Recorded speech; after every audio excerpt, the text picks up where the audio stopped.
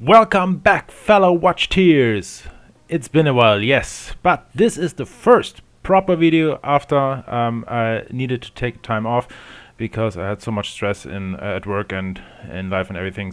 But I'm back now, and that's all that counts. And I'm back with a bang because I built my first proper 100% scratch build. And yeah, this is the video about the new watch I built. I call it the Blue Flake. I will put some pictures in it in 4K. But I think they will be downgraded to 1080p. So again, not a problem.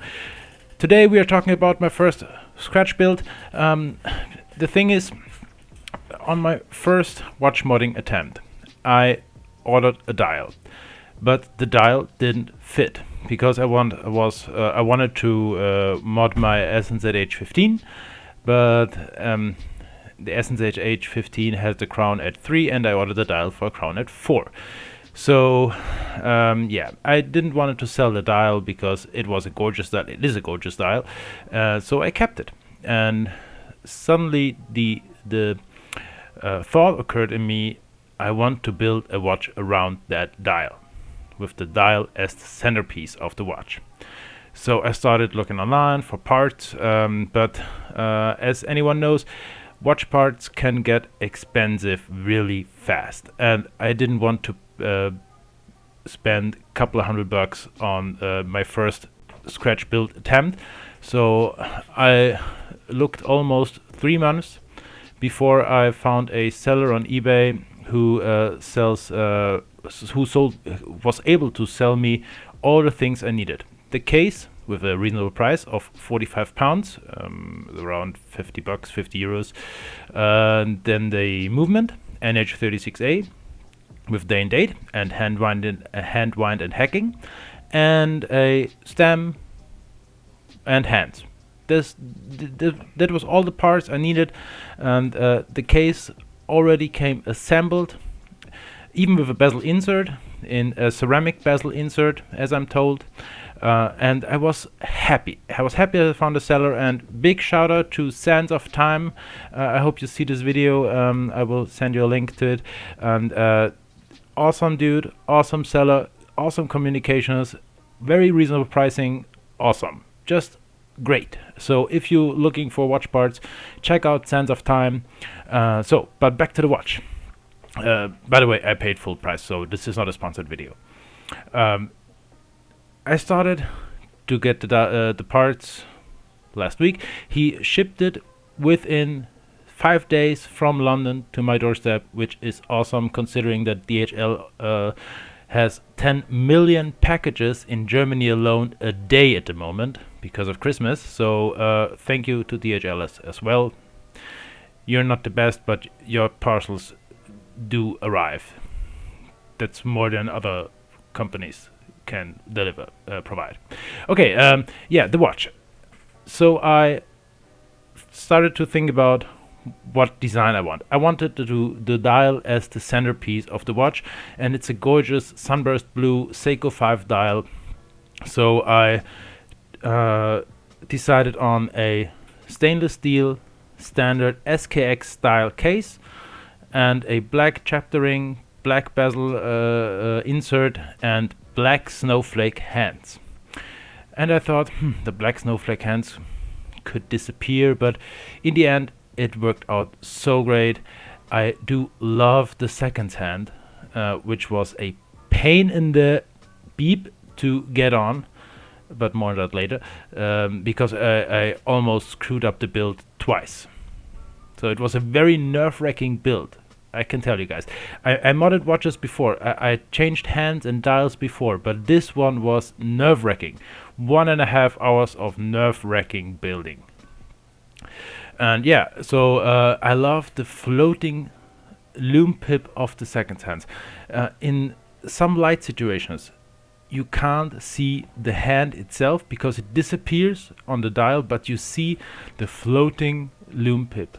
This is so awesome. Do you see the floating loom rectangle hovering around the dial? This is such a great great image to look at the watch in different lighting situations. And yeah, so I started to assemble yesterday at 4 o'clock, and oh my god, I almost screwed it up. After I put on the dial, on the movement, and started to put on the hands, the hour hand, very smooth, hour hand, click in place, minute hand, click in place, awesome. And I thought, yes, just the second hands to go. I put it on and I almost destroyed the, I think it's called can opinion, where the second hand is supposed to sit on, because I snapped the second hand between the can opinion and the minute hand. And I thought, OMG, OMG. So I took a look, and yes, it was still there and it wasn't bent. So okay, next attempt. It took me 6 or 7 attempts to put on the second hand, and then finally I had it on. I just needed to put out the NH36A delivered crown stem to put it into the case. So I pressed the button, wanted to squeeze out pull out the stem, slipped and went bang with my finger onto the second hand, which disconnected the second hand again and almost bent it. It was a bit bent, so I bended it back very gently, put it on the 7th time. So finally it was on the watch. So just take a deep breath, Alex, put it into the case. And then I realized that the second hand was too long for the case, and it would be buried under the chapter ring, which isn't a good thing, because then it's not able to turn. So disassemble it again, pull it out, pull off the second hand. I needed to cut it down 2 millimeters and put it on again, which took me another 2 attempts. But then finally it was on the watch and it was ready to be assembled. So I put everything back in the case, cut the crown stem, which was delivered with the packages, and almost cut it too long. I cut it too long in the first attempt, but then I cut off another millimeter. I measured the distance, how much I need to cut off. It was 7.8 millimeters. And on the second attempt, it worked. It worked perfectly, and it sits perfectly in the case. And now I'm having a complete watch, and I'm totally exhausted. The build was nerve-wracking, I can tell you, but the rewards are so great. It looks so gorgeous. The watch looks just incredible, and it ticks, and it's about 5 seconds fast a day. So it's very well in my specification parameters I have for myself, which is about 5 to 10 seconds slow and fast a day. That's okay. Everything else would be not so good, but for my first attempt, worked well.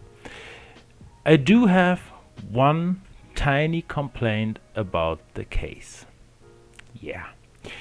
As I unwrapped the case and took a look through the light on the crystal, took a look through the light, I saw that the crystal was a bit foggy. At first I thought, it's just a smear or something, so let's rub it off. But it didn't come off, so I think the crystal itself is not good quality, or the QC in the factory who built the case is very questionable. But in the end, that's no biggie for me, because it is a 45-pound case. So this is not a Crystal Times horology case. This is a case for 45 pounds, which includes the case itself, the case back, chaptering, the bezel insert, the bezel spring, and all this, all the gaskets, everything already assembled for 45 pounds. So, and the crown.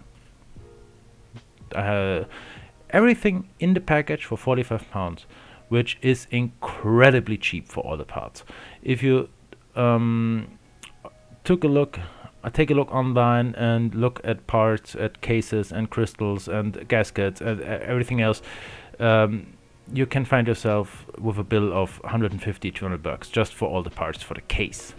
So crystal, a bit foggy, it's okay, I can live with that. In the end, after I assemble it, I didn't see it. So if you take a look at the watch, it's crystal clear, you don't see anything of the fogginess, so it's okay. And I'm so happy that it turned out and well, and I didn't screw it up, because this was my dominant fear, to screw it up, which I didn't. So yes, already planning the next one. So it's like an addiction. It's like an addiction. You finish a project, you enjoy the project, but you're already thinking about the next project. And I still have a dial lying around here, a beautiful black Seiko 5 dial with Seiko 5 engravings, and I already have thoughts about what the next watch is going to be. So I'm totally addicted. But what do you say about my Blue Flake mod? Do you like it? Is it your taste, or isn't it not? So, do you like it? Is it your taste, or is it not? So please tell me in the comments below, and let's talk about it. Let's talk about your project. What do you have done? What are you doing right now? What do you plan to do in the future?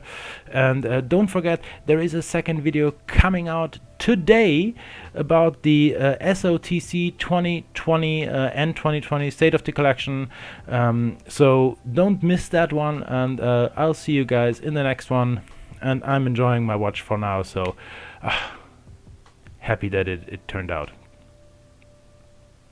Could have been a completely other turnout. So